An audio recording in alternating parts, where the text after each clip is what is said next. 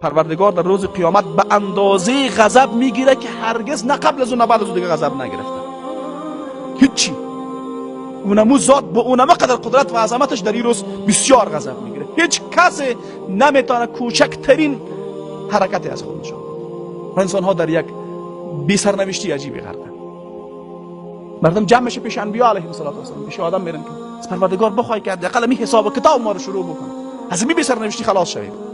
پروردگار به خاطری که بی نهایت غضب گرفته جرأت نمیکنه آدم علیه السلام به عنوان اولین بشر، به عنوان اولین انسان، به عنوان اولین نبی با پروردگار این گپ را پیش بکنه. مردم پیش ابراهیم، پیش نوح مراجعه میکنه.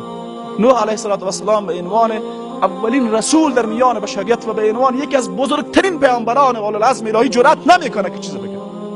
پیش ابراهیم میآید. ابراهیمی که الله او را خلیل خود گرفته.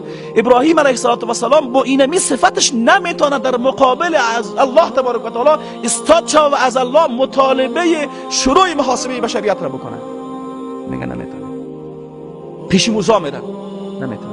پیش عیسی علیه السلام نمیگه نمیتونه. پس این غیر المغضوب علیهم، غضب الله چیز کوچکی نیست که انسان بتونه ازش فرار بکنه، انسان نادیده بگیرش. غیر المغضوب علیهم، اون غضبی که انسان از اون نجات نمییابه، قسم به الله هست نجات نمییابه و پشیمانی سودی بر انسان نمیده و راه نجات نداره و راه بازگشتی هم نداره. آرزوی مرگ را میکنی، مرگ به طلاقت نمیآید. پس این غضب چیز کوچکی نیست وقتی میگی غیر المغضوب علیهم.